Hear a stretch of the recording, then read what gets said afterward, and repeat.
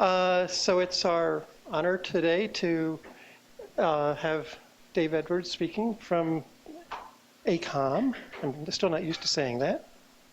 And he got, neither of you, he got his bachelor's from the University of Durham in the UK in physics and went on to go to the University of Birmingham, also in physics, with a master and PhD in plasma physics. After that, he stayed on at Birmingham for a postdoc, I guess, then moved to Oxford for another postdoc, and we managed to get him here. You and I started about within a few months of each other at NCAR. He's made his way up the ladder, literally, and is now a senior scientist here. Recently was the interim director of Nestle and is now the director of ACOM.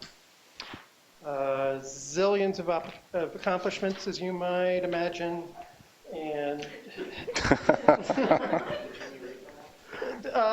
yeah, give me a few minutes. We'll do that afterwards. Including lots of NASA Group Achievement Awards for lots of work in satellites. One of them, Moppet, got the UCAR Outstanding Accomplishment Award for Science and Technology. And he's also gotten the UCAR Distinguished Achievement Award. So I think at that, we welcome David. Thank you very much, Steve. I think this is on. So I'd like to certainly thank EOL for this opportunity to come and talk to you a little bit about some of the work I've been doing over the last few years. Looking at, as Steve mentioned, looking at a lot of work on atmospheric composition measurements from satellites, and some of the work we're doing at the moment looking forward to the potential of having a constellation. That means several geostationary satellites up in orbit at the same time. So I'm going to talk a little bit about the background of what we've been doing over the last few years. And I think it's important to say that one of the things that we pride ourselves in ACOM is that we have a range of observations, as do EOL, in fact. But we have a range of observations all the way from in situ measurements all the way to satellites. And this is kind of like the big end of that range that I'm going to be talking about today. So here's a little outline of what I'm going to try and cover. Remote sensing of tropospheric pollutant gases, what we've done up till now. And then I'm going to talk a little bit about something that we've spent a lot of time on, and that's trying to understand how we can get better information out of our retrievals about what's happening in the vertical, so we can get information about the vertical profile of these gases. Now, all of our observations up till this time are from low Earth orbit observations, from instruments on low Earth orbit satellites. These are polar orbiters often, and what we really want to do is to move to geostationary observations where we sit down and stare at the Earth, and I'm going to talk about this transition and what we might accomplish by the end of this decade in terms of having a constellation, as I mentioned, of several of these geostationary satellites up at the same time.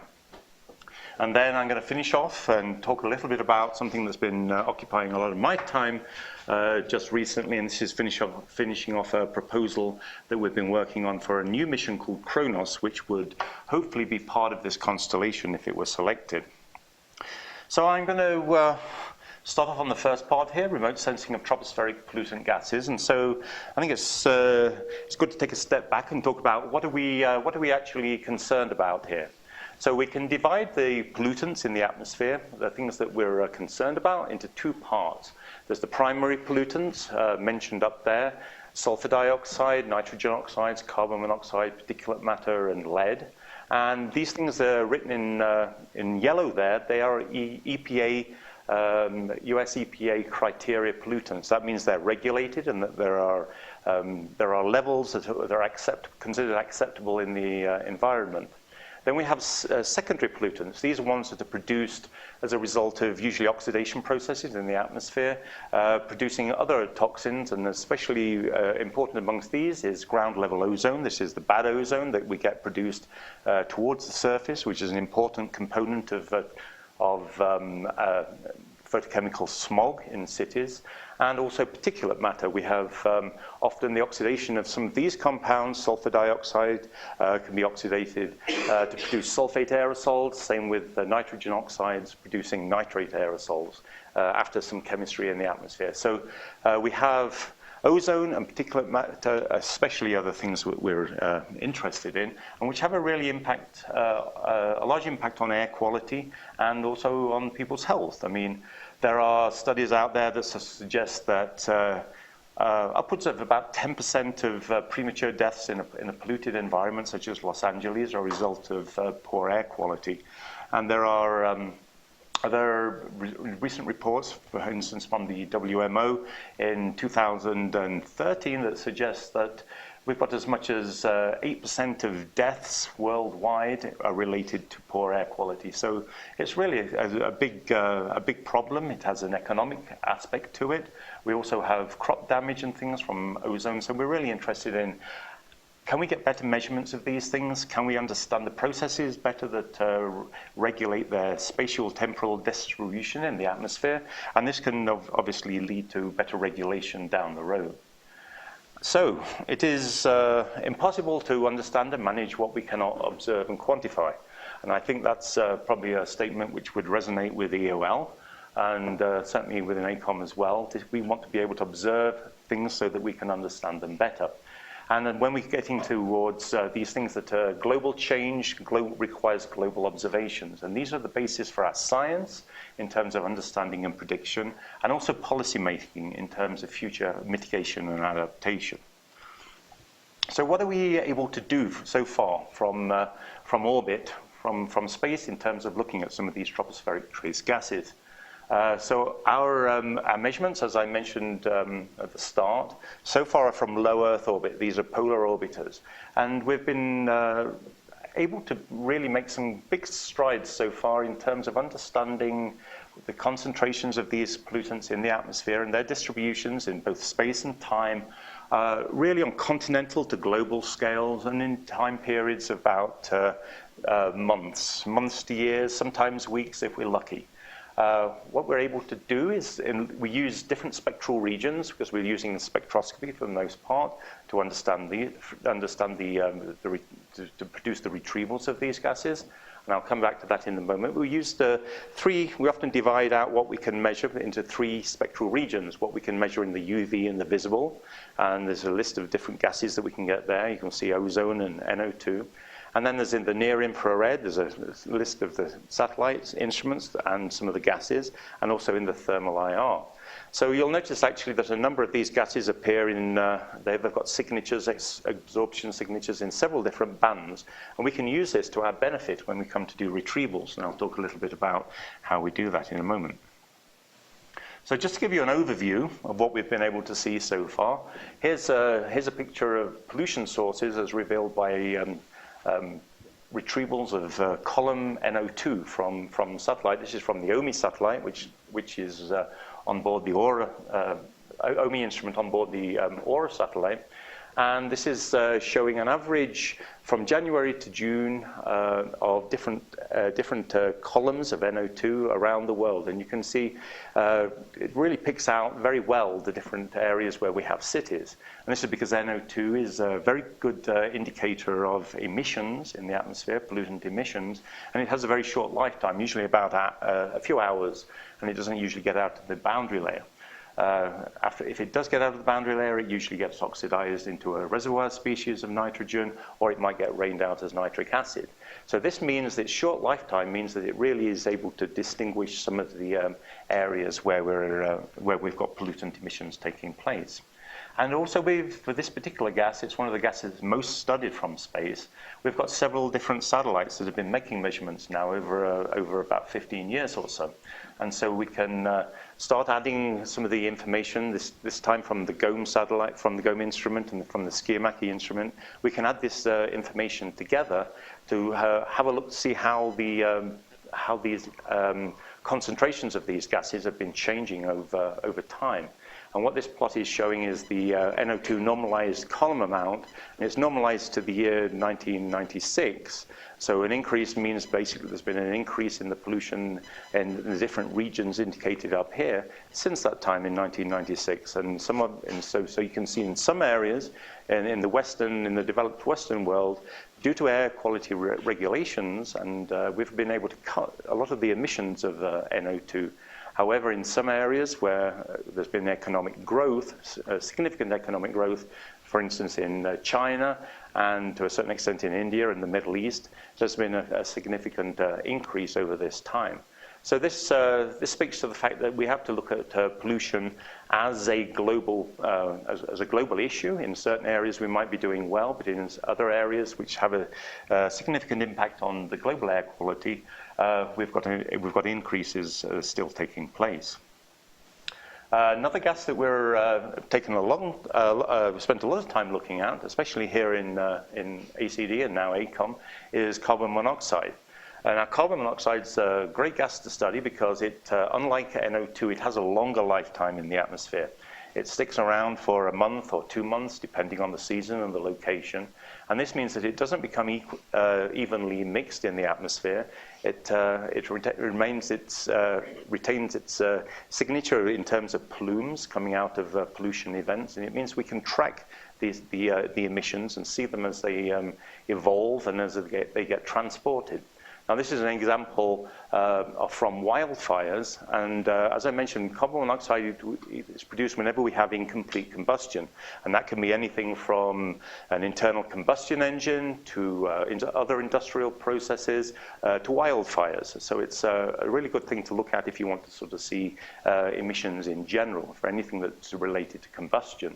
So this is a plot of MOPIT data from the 2004 showing fire emissions from large fires in Alaska coming down, and you can trace these coming down across Canada, impacting the eastern seaboard of the US and transported over the Atlantic Ocean as far away as Europe, impacting air quality. And what we can do with these measurements after making them is we can integrate them with chemical transport models. And this is showing some work done by Gabby Pfister in ACOM back in 2005, where we assimilated this data into the Mozart chemical transport model. And you can then see through chemical correlations, what are the impacts of these measurements on other species that are less easy to measure. For instance, ozone in the lowest part of the atmosphere. And this particular work resulted in some improved estimates of what the impact on air quality through the enhancement of ozone was over as much as a 25% increase over the eastern seaboard of the US, and as much as 10% as far away as Europe. So again, it's getting back to this point that this is a global problem that we have to look at. So I'm going to get to give you a little bit of retrieval theory now and talk about how we've been able to improve vertical sensitivity to some of these measurements. Because what I've shown you for the most part up till now have been total column measurements. So how do we make these? Make these observations? So usually we're looking at two different atmospheric processes, two different radiative processes. We can be looking at radiation that comes from the sun in the short wave, in the ultraviolet or the visible, that comes down through the atmospheric layers where we have absorption in the different absorption bands that we might be interested in, reflection off the Earth's surface, and then back up to the satellite. Alternatively, in the thermal part of the spectrum, we might be looking at thermal emission from the Earth's surface, going back up through the layers of the atmosphere where we have emission and absorption processes taking place, and again being picked up by the satellite. So it depends on which gas we want to measure, which spectral region we choose to make the measurements, and also what sort of processes in the atmosphere we have to take into consideration in order to be able to understand the signal that the satellite picks up at the top of the atmosphere, and then how we invert that information to try and get some information about the distribution of the gases that we're interested in. So this is the only math I'm going to show you, and it's only cartoon math at that. But this is basically a lot of people who I've seen a lot of talks about satellite retrievals, and then they don't actually explain how these retrievals are made. So I'm going to just give you a very quick overview about how a retrieval is made. So it's a case of we start off with what we want, and we have some new measurements. So for instance, perhaps, we want to get some information about a new parameter X in the atmosphere. This could be the profile of a particular gas in the atmosphere, its vertical profile. And we have a new observation from a new instrument, which we're perhaps very proud that we've just put into orbit. And that gives us a top of the atmosphere measurement Y, the radiance at the top of the atmosphere, along with some error estimates of various things to do with the measurement error and the noise, etc.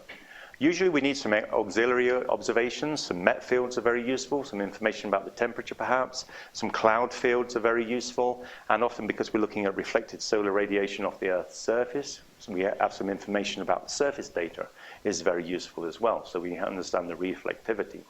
So that's what's new. Then we have what we think we already know about the atmosphere, and this is embodied in what we call the forward model. So that if we went into a simulation space and we knew what the distribution of the particular thing we wanted to measure was in the atmosphere, then we would be able to predict what the satellite would see in terms of its radiance, Y there, and through this transfer function called the forward model F. And this embodies all our understanding of the radiative processes in the atmosphere, the absorption, the emission, the scattering, all these kind of things. We also need the measurement sensitivity, usually called the weighting function or the Jacobian. This basically gives us the sensitivity of what we measure at the top of the atmosphere, the radiance with respect to the thing that we want to measure. And again, there are associated errors. Now, usually, so you start to see that we can start thinking about doing understanding the new measurements, because we have a model here, so theoretically we could start iterating by changing X mod until this Y mod starts to look like our Y observation. But usually this is an unconstrained problem, so we usually have to put in a little bit more information about what we think we know about the atmosphere in terms of what we call the a priori data, which helps constrain the solution to the real one. So this is usually what we think the atmosphere might look like. So when we come to do a retrieval, basically we're coming up with an optimal estimate. We're minimizing a cost function, which will give the best X for the new measurement Y, given what we think we know about the atmosphere in terms of the forward model. And we come out with a retrieval. And also very important again is a sensitivity function, which is called the averaging kernel, which tells us how this retrieval relates to the true state of the atmosphere. So this is, I've been talking in terms of what we have and what we know about a vertical profile of a particular gas in the atmosphere. And I want to come back and just take a step back and say why this is important. Well, we have, if we consider a pollutant such as carbon monoxide, then we have a large distribution of the amount of carbon monoxide. It might be at the surface, it might be higher up in the atmosphere, and usually when the gas gets to higher up in the atmosphere, it can be transported for longer distances. So that's where a lot of our intercontinental transport or our continental scale transport takes place. So what I'm showing in here is a simulation based on some Wharf Chem calculations, and this is showing tracers components of the surface carbon monoxide concentration, but showing the components that came in at 4 to 8 kilometers in the atmosphere and those that originated from 0 to 4 kilometers in the atmosphere. So this is your local emissions, if you like, and this is what gets transported in from further away. So this kind of pushes forward home the point that if we really want to understand what the surface concentration at any particular location is, we have to consider what the local emissions are, but also what comes in from further afield, which originated higher up in the atmosphere. And in order to be able to do this and to be able to understand any venting, vertical motions through venting of the boundary layer or entrainment of pollution into the boundary layer, we're going to need some information about the vertical profile. So a technique that we've pioneered very much in ACOM over the last few years using the MOPIT data, a lot of people on the MOPIT team have worked very hard on this, is multispectral remote sensing. And MOPIT's the only instrument that's been able to show this operationally up till this point, and we've been able to do this with carbon monoxide. So I pointed out at the beginning of the talk that in several different bands, sometimes we have signatures of a particular trace gas that have spectral signatures in different spectral regions. So this is the case with carbon monoxide. It has a solar reflectance band, absorption band at 2.3 microns, and this is looking at radiation that comes down from the sun, is reflected at the Earth's surface and goes back up to the satellite. And it also has a spectral signature at 4.6 microns, and this is in the thermal infrared, and we're looking here at thermal emission from the Earth's surface, and then absorption and emission process in the lowest part of the atmosphere as well. Now, we can use the fact that the radiative processes of the photons through the atmosphere in these two different bands are different, and this can give us some different sensitivity in the vertical. So, for instance, if we consider the thermal emission here, then we get a function that tells us what the sensitivity of what's measured at the top of the atmosphere to what's happening in the vertical profile. This is the vertical profile of the mixing ratio. It looks a little bit like this, and this is due to the fact that in the thermal infrared, to have sensitivity to the lowest part of the atmosphere, we need a thermal contrast between the Earth's surface, the temperature of the Earth's surface, and the atmosphere above it. And so we then generally, from this measurement, are able to get a lot of information about what's happening in the mid part of the free troposphere. If we look at doing a retrieval of what we think is happening at the surface, just using this signal, then it's pretty uninteresting. We don't get very much information about what's happening in the surface layer. It's because the sensitivity of the measurement is inherently not very strong there. Now, if we turn to the solar reflected part of the atmosphere here, then we have a sensitivity function which is very much more continuous and pretty much the same throughout the atmosphere. That means we've now added some information about the lowest part of the atmosphere, but we've also got information about higher up in the atmosphere. So that when we do a retrieval just using this signal, we start picking out some areas where we've got sources, but we're also mixing in this considerable amount of gas higher up in the atmosphere, which kind of makes it very hard to understand what's happening at the surface. So the answer to this is that we can combine both of these measurements, and we use both of these signals in a single retrieval. And what we're essentially doing is using this measurement here to tell us about what's happening in the mid part of the troposphere, and then using that to constrain the mid part of the troposphere here, which leaves us with some information about what's happening in the very lowest part of the atmosphere, as shown here. And so then when we do a retrieval now, we start picking out exactly what we want, which is an independent measure of the concentration of the gas in the lowest 2 or 3 kilometers of the atmosphere. And you can start picking out source regions, the more polluted East Coast region, and some of the California, LA, and San Francisco, and indications of fires up here in Canada at this time. I'll point out here, because I'll come back to it, this is about a month's worth of data. So usually we need quite a few measurements in order to be able to make a constrained retrieval here. Okay, just another example of this. This is over China. Again, this is just what we would get if we did use the thermal infrared measurement on its own, which has a small signature to the surface. But when we add in both the spectral bands and do the joint retrieval, we start picking out the indication of the emissions from the different from the cities themselves. So this is one of the only measurements at the moment out there where we're able to have an independent measure of concentration from space in the lowest part of the atmosphere. What this also means is that we can start comparing a little bit more accurately with surface measurements. No longer are we trying to relate what's happening at the surface to a column measurement, but we've actually got an independent measurement in the lowest part of the atmosphere. And you can see here what this is showing is a comparison of MOPIT with EPA ground site data. This is a single location in Maryland, and this is really quite a good agreement. There's always going to be some mismatch between this because we've got a difference in scale. It's a difference between a point measurement and a pixel from MOPIT, which is about 22 kilometers square. So obviously that the 22 kilometers square is going to dilute some of the indications of some of the strongest emissions.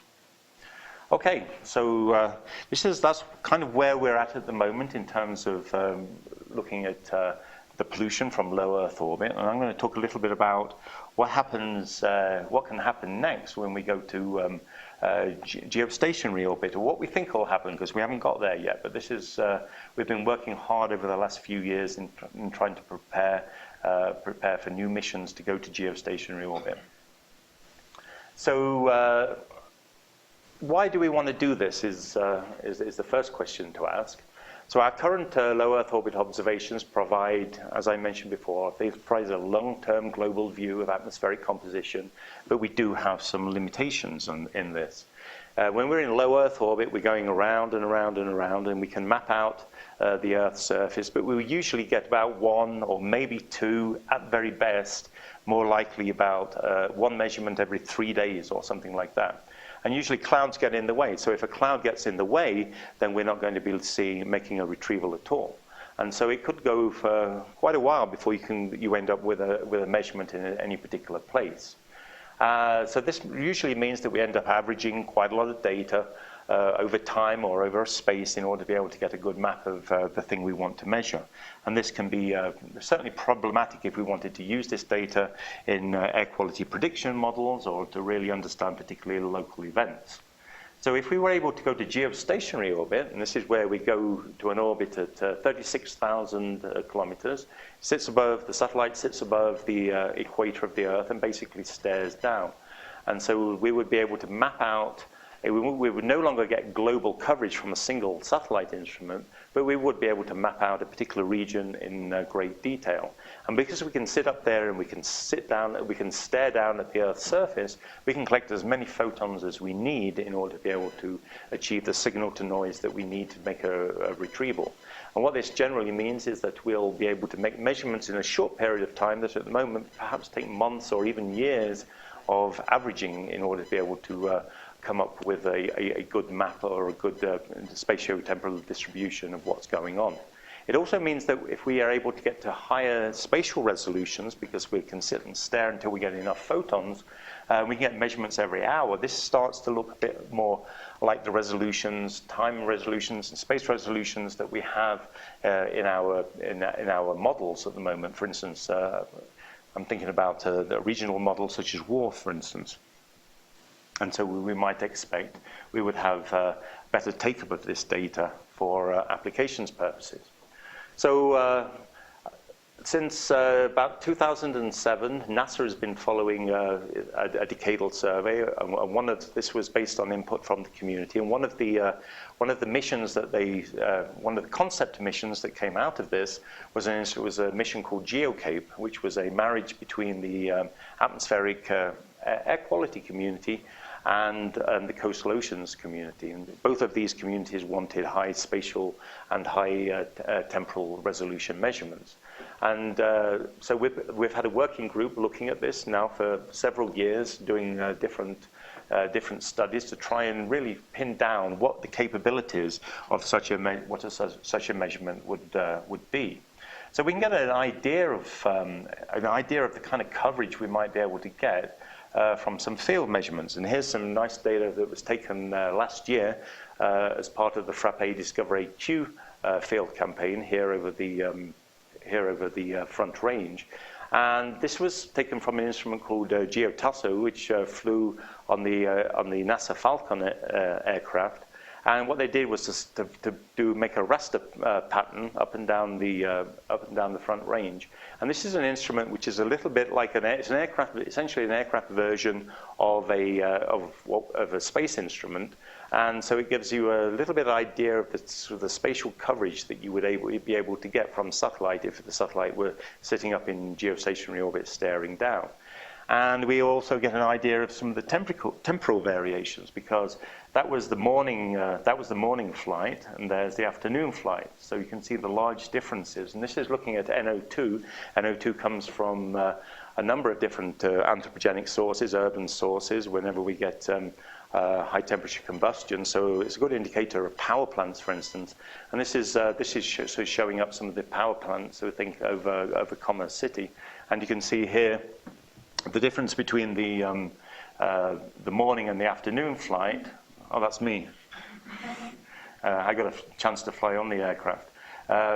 So the difference between the morning and the afternoon flight is indicative of the changing meteorology and the fact that there's a thermal upslope in the afternoon, taking some of this pollution up to the mountains and up over the mountains, where we're able to actually see some high pollution events, ozone, which is results from the chemical processing of this NO2 over the mountains. So this is just a good example of the spatial and temporal variation that you do get from gases, and why you need to have this high spatial and high temporal resolution measurements. Another example of this can be shown here. This again is NO2, but this time this is a simulation over Houston.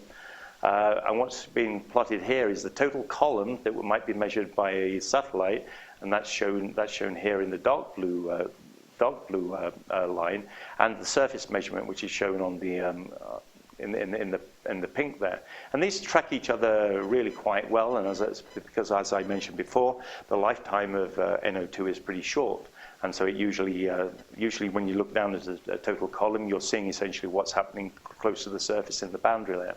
So at the moment, you can if you look at this diurnal variation, then during the daylight hours, you've got a peak in the morning when we get a rush hour. Then you've got some photochemical destruction of NO2 during the afternoon. But it's also, this is over Houston is an area where there's a lot of petrochemical plant activity. So it's a very complex emissions area. So you can see there starts to be a secondary peak towards the nighttime there. So at the moment, with our low Earth orbit observations, we have a measurement here at about 2 o'clock in the afternoon, and one the next day at 2 o'clock in the afternoon. And so with this kind of information, obviously, we're unable to map out any of this diurnal variation. So the hope is that if we had measurements every hour, then we would be able to understand a little bit about this complex interplay between chemistry and emissions, which is determining the concentration there.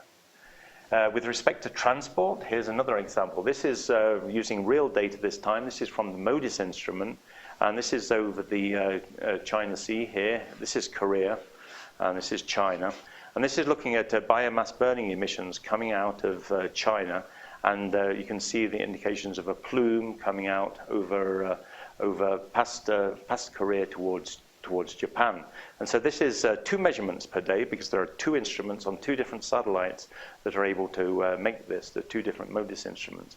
However, the Koreans also have an instrument called gase, which is in geostationary orbit at the moment. And so if we're looking at the aerosol optical depth, the total column of the aerosol optical depth now, you're really able to pick out some of this, the spatial and temporal variation of this plume coming out of China.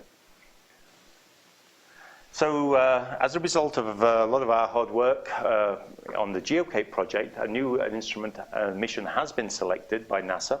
It's called TEMPO, which will fly sometime at the end of this decade, and it will form the US contribution to what I'm going to talk about in a moment, which is a constellation of different geostationary instruments. Now, this will be a UV vis spectrometer, and it will measure ozone and NO2 and SO2. And the idea is that it will be able to stare down over the US, and every hour we'll map out the NO2 column, for instance, as shown here. This is just actually a composition of low Earth orbit data, but this is kind of the picture that we would expect to get from geostationary orbit. And you can see that we'll be able to, every hour, we will be able to pick out the pollution sources in the different cities. So moving on to that part of the talk, and we'll talk about the geo constellation that we expect to have at the end of this decade. And so not only do we have in the US an instrument called TEMPO, which will be hopefully flying at the end of the decade, but also there are plans in Europe for a similar kind of instrument called Sentinel-4, which will look down, a separate geostationary instrument which will look down over Europe. And there's also one that will look down over Korea at the same time, called GEMS. So the idea here is that we should be able to, through having these three different instruments on three different satellites looking down from GEO, we would start to get a sort of a quasi-continuous picture of what's happening at least at northern mid-latitudes in terms of pollution. And this should be able to help us map out a little bit in terms of the local emissions and the transported pollution, and also how one region is going to impact another one.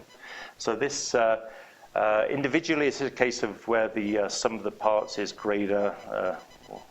What's the saying? But taken together, we'll get a much bigger picture than the individual ones taken individually will be. So we put together a little movie about this. Hopefully, this will show up. This is a movie put together with Tim Shitley in the Visualization Lab in CISL.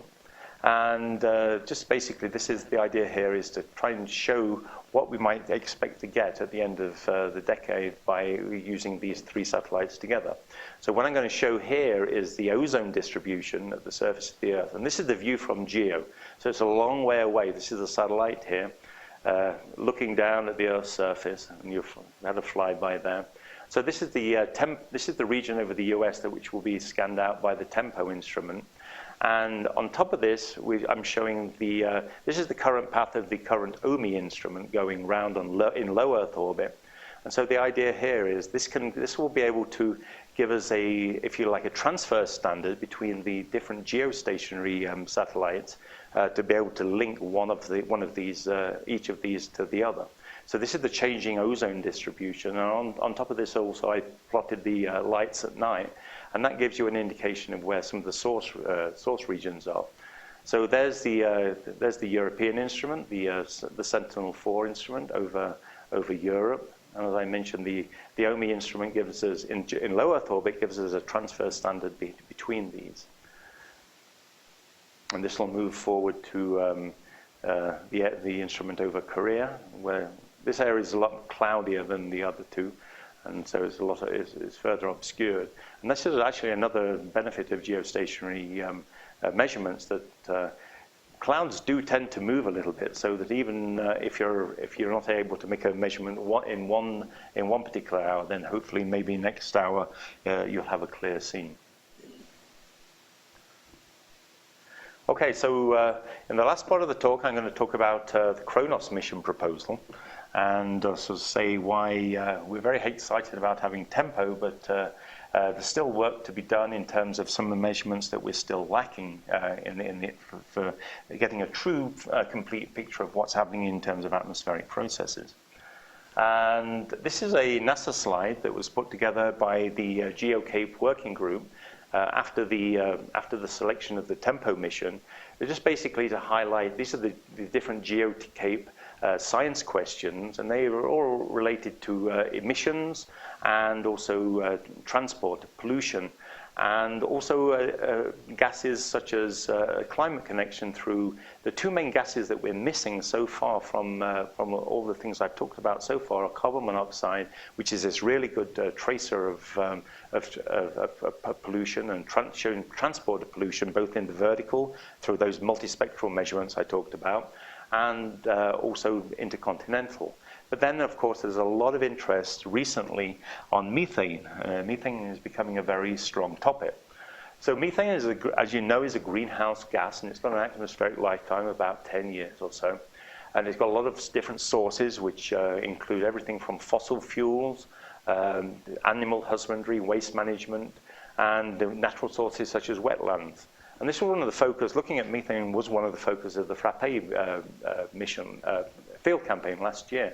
And they certainly saw a lot of the interplay between these different sources coming together to determine the actual distribution of methane that was actually seen. So at the moment, there are huge uncertainties about methane emissions. And this is somewhat worrying, given that this is such an important climate force.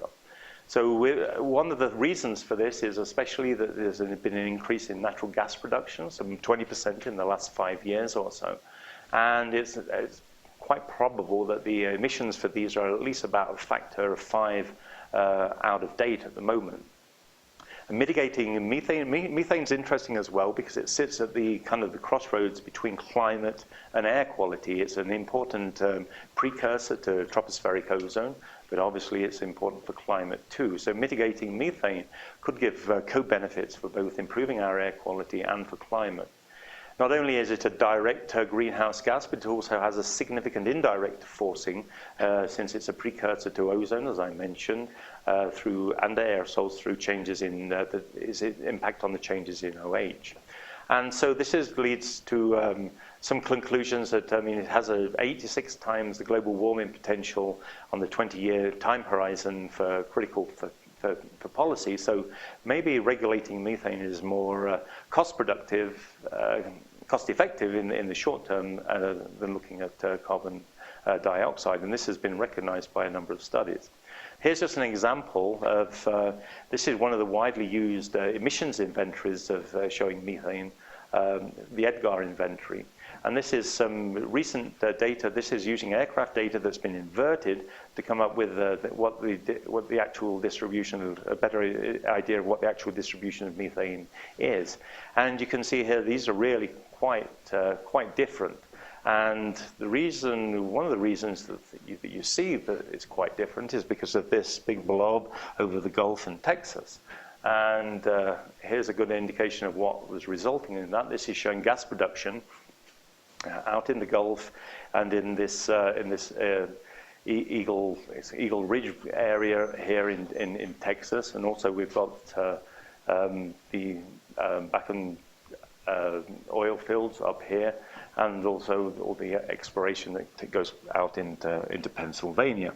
So this prompted the White House, in fact, came out in March 2014. They issued a strategy to reduce methane emissions. And this was really coming about due to the fact of this really lack of knowledge about how much methane is coming from the growth in natural gas exploration.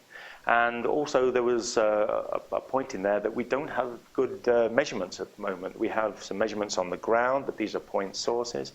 We really don't have the view that we need from space especially, which would give us a comprehensive view of what these methane emissions look like.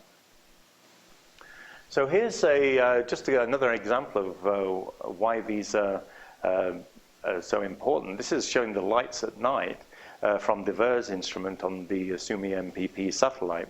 And so you can these are lights at night. You can pick out the cities. It's kind of fun to sort of see where you live. And here's Denver and Colorado Springs. But this is gas flaring here in the Bakken fields here, and Eagle Ford here down in Texas. So this is gas flaring as seen from space. So it's really quite a significant signal. And the best measurements that we've got at the moment, or some of the best, are from the Skiamaki instrument, which is no longer operating. But what they did there, they did a lot of averaging of their data to try and come up with these fields here are the. They did a lot of averaging of the methane data, and then they looked at the anomalies. So they took out the seasonal variation that you would expect to see, and then averaged the data over two periods, one 2009 to 2011 to be representative of closer to this time, and then back in 2006 to 2008, and they took the difference between those two. And they came up with positive values over all of these regions where gas exploration is taking place. But this took a lot of averaging of the data, and this particular instrument has a very large spatial footprint, about 40 by 20 kilometers. And so there's a lot of dilution of the data in there. But at least it's one of the indicators that we do have enhancements due to this fugitive emissions from gas exploration.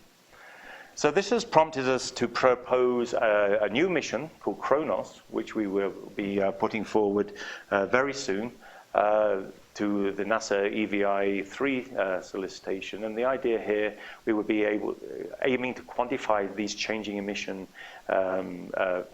in the atmosphere, and also understand a little bit better the transport of pollution from one region to another. So I'm just going to go through some of the science that we would expect to be able to do with this. So the Kronos observations up in, meant to say that. The idea is we'd actually be an instrument which would be somewhat similar to the Moppet instrument in terms of its technique that it would be measuring. It would be measuring methane and carbon monoxide over this region here at high space, every hour at about 4 kilometers spatial resolution. And the idea is the mission that we're proposing would actually put the instrument on a telecommunications satellite, so that at the same time as it's beaming down HBO to your living room, it would be beaming down our data. It would be making our measurements and beaming down that data as well. So this is a new concept that's going through NASA of hosted payloads. It's a new way of potentially partnering with the commercial sector, satellite sector, to get a lower cost implementation of science missions. And this is the approach that the Tempo mission, which I talked about before, is going to take. Okay, so some of the science that we'll be looking at, we have two main science objectives. One would be to really start to understand some of the emission inventories for both methane and for carbon monoxide. At the moment, as I mentioned, the methane inventories are really somewhat different from reality and from the previous estimates. Generally, in most sectors, be it animal husbandry or whatever, or in general, it's about a factor of 2 too low over most of the country, and especially if we talk about the natural gas side of it, then it's a factor of 5 at least. And this is important because natural gas production is, as a form of energy, is usually presented as a cleaner way in terms of climate emissions than burning coal is. However, there are studies that say that if we have as little as 3% of the gas that is being produced is lost through fugitive emissions, then it would be a wash in terms of the climate impact, just because of the methane's high global warming potential. So also we are interested in carbon monoxide emissions, and carbon monoxide is also a gas where the emission inventories are too low at the moment. And often this is due not only to anthropogenic activity, but to also the increasing emissions from wildfires that we've seen, especially in the western states over the last few years. This plot over here shows the results of an OSSI. That's an observation system simulation experiment. And it shows basically the correction factors that you would apply to the base EDGAR emissions, and the correction factors that you would be able to apply given a certain set of data, new measurements. And so there's an instrument up there called GOSAT at the moment, which measures carbon dioxide and methane. But it takes a long time to get any, so in low Earth orbit, and it takes a long time to get a comprehensive view of what's going on. So if you updated for this particular area over California, a year's worth of GOSAT data would give you an information content increase of about 1.5 relative to an information content of about 42 from what we expect from Kronos in only 1 hour. So the geostationary perspective of being able to look down over a particular region and collect as much signal as we need would be really beneficial in this particular case. Here's an example of what we might expect to be able to see in terms of the high spatial gradients of methane. This is again from Discover HU Frappe last year, and this shows the flight tracks from Boulder, Denver, Platteville up to Greeley and Fort Collins. And you can see this large blob of methane up here near Greeley. And now this is a combination of not gas extraction and also as animal husbandry in this region. But you can see we do have these strong gradients, which we would really like to understand a little better what's causing them.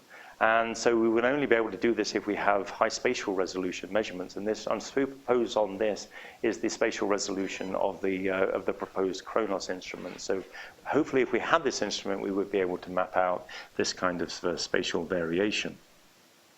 Another thing that we really want to understand is be able to understand the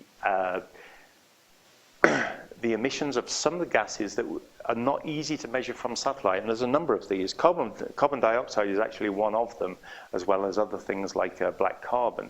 And if we are able to have these high-density measurements of carbon monoxide, then there exists a lot of chemical correlations between carbon monoxide and other species, especially when they come from the same sources of combustion as the carbon monoxide itself.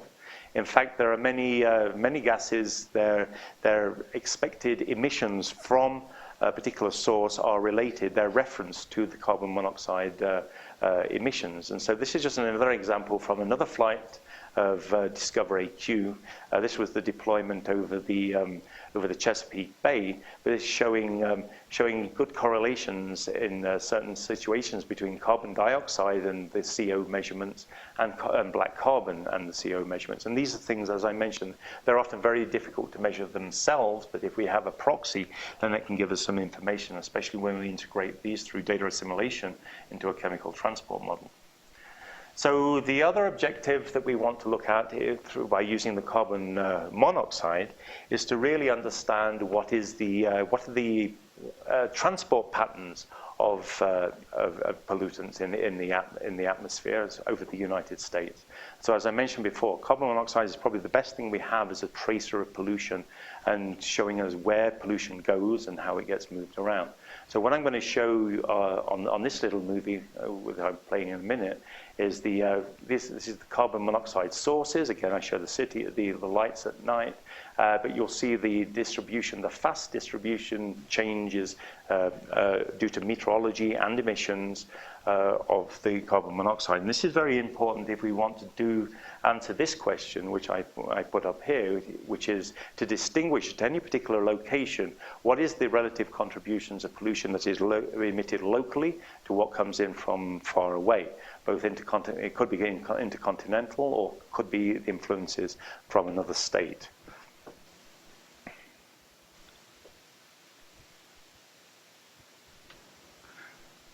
So you can see the changing cloud fields there. And if you zoom in on a particular area, you can sort of see the source regions. Here's Chicago, and the changes due to meteorology and the way that this is moved around in the atmosphere. So that we would expect to have this view. This is a fairly accurate representation of the view we would expect to show. And we always show Washington, D.C. here because that's where all the funders live. And so it's nice to show that there's a big blob of carbon monoxide over there and pollution over their city. Okay, so my last slide is just draw a few conclusions from this. Over the last 10 years of the providers certainly provided me with a career, and some amazing satellite measurements we've been able to do some really interesting science looking at the global distribution of pollutants and some of their sources and how the interplay between transport and chemistry and emissions takes place to determine what the atmospheric composition and the air quality is at any particular location. We're now using this satellite data routinely with chemical transport models. We use data assimilation to try and constrain these transport models and come up with some predictions which are very useful in terms of predicting chemical composition, air quality. Also, whenever we have a field campaign, for instance, we were able to come up with some forecasts of where pollution might be so that people know where to fly the aircraft to get some measurements. So this has all been done with the low Earth orbit measurements, and so the hope is that if we move to the geostationary measurements from this perspective of a long way away, looking down and staring, and use this technique of multispectral measurements with high spatiotemporal resolution, we'll be able to have a much better understanding of the processes on an hour-by-hour basis that are really affecting us, and this will be very much better for prediction capability. And so our community in general thinks that this will be as revolutionary for the atmospheric composition community as was going to geostationary orbit for the Met community when they started having the geostationary satellites looking down and seeing the clouds, etc. We will be able to sit up there and look down and see the pollution plumes moving around. Thank you very much.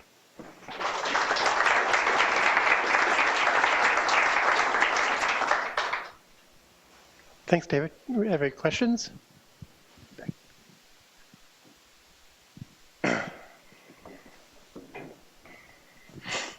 In regard to like Alaskan wildfires and methane from permafrost or methane hydrates, how far north to high latitudes, either way, to high latitudes, can you go from geosynchronous satellite? We can actually see right up north. It becomes, the measurements do become a little bit more difficult as you get into the Arctic regions, just by the fact you're using reflected solar radiation. So you're looking at, it's the geometry of the measurement that becomes difficult, because the sun angles and the satellite angles start being rather large, and this complicates the retrieval process. So at certain times of the year, you won't get anything because there won't be any sun up there. But other times of the year, yes, we would be able to maybe not get measurements every hour, but we would hope to be able to get measurements probably by integrating over longer periods of time in these very difficult regions where there's not so much signal. We could probably get enough signal to noise to get a decent retrieval.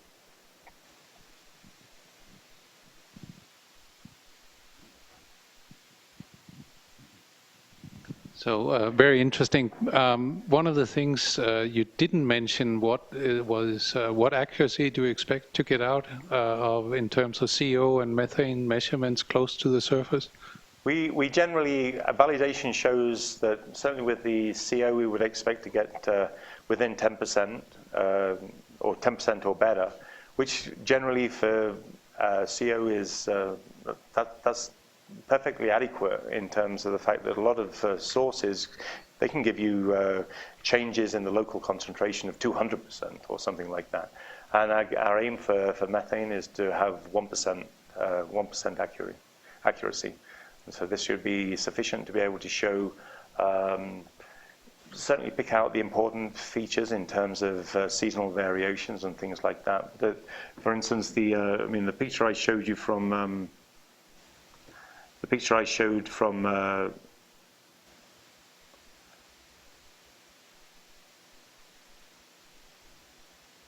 the Discover AQ. This is showing there was a 5% difference in methane there between the cleaner regions and Greeley. So that would be easily picked up by the proposed measurements.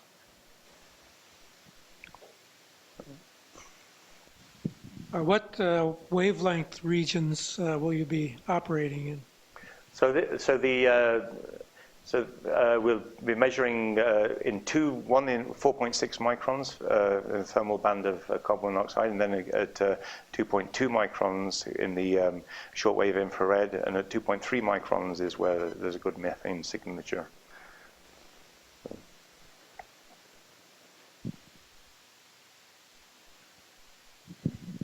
On one of your first slides, you showed the trend of CO of different countries from about 1996.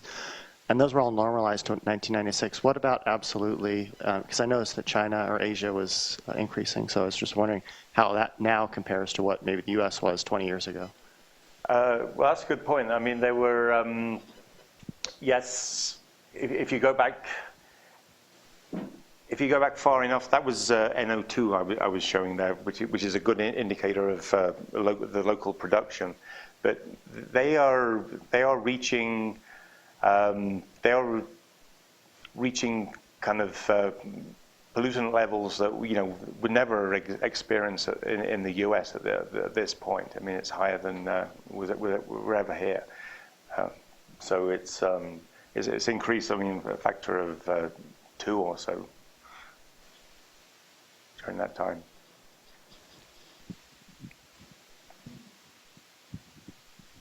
Just wondering, actually, with these new satellites, are we going to have some more information on the vertical distribution of some of these species, especially aerosols, or is this going to be just column integrated information? Well, it's column integrated, except for those instruments where we can get some information about by using these multispectral techniques. So there is a possibility of using the multispectral approach to get some information about ozone and CO. They're probably the two that we can get some information on. In terms of a vertical profile that like you could take from an aircraft, no, we can't do that.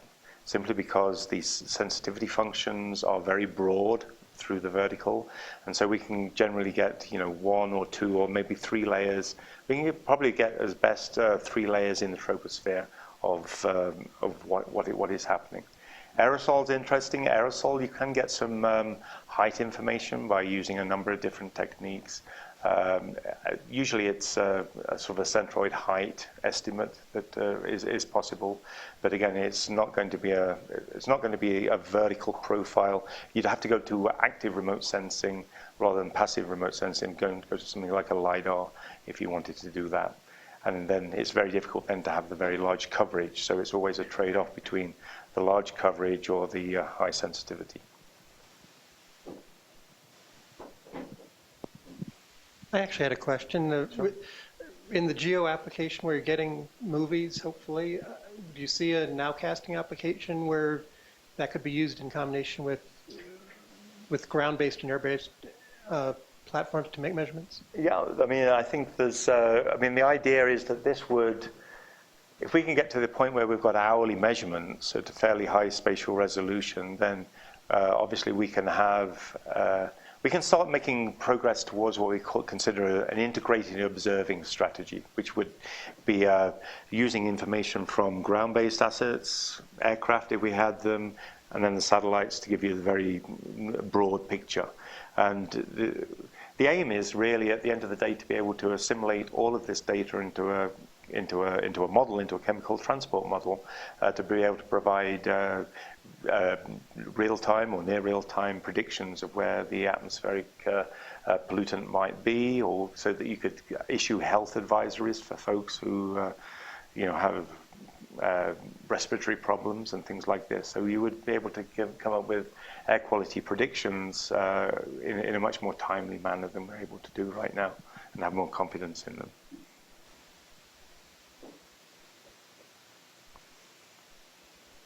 On one of your slides, and I think that was a Chronos slide, I noticed the ball logo appearing. So that is prompted a question. Clearly, it's a partnership. Ball is part of it. But what is the specific role for NCAR in this? You are the lead, you are the PI. So we would have the science team here, and it is a partnership, as you mentioned. It's a partnership that functions very effectively up till now between NCAR and Ball Aerospace, who would build the instrument, and NASA Langley, who would provide the project management. And so NCAR's role in this would be to we manage the science team, and there's a large community science team associated with this, pretty much a who's who in atmospheric chemistry observations across the nation and also internationally. And so we would, our hope is that we would be leading the science team, doing the data processing. We would develop the algorithms and things like that, and we would operationally process the data here for delivery to NASA to dissemination to the wider community. Anything else? If not, let's thank David again. Thank you.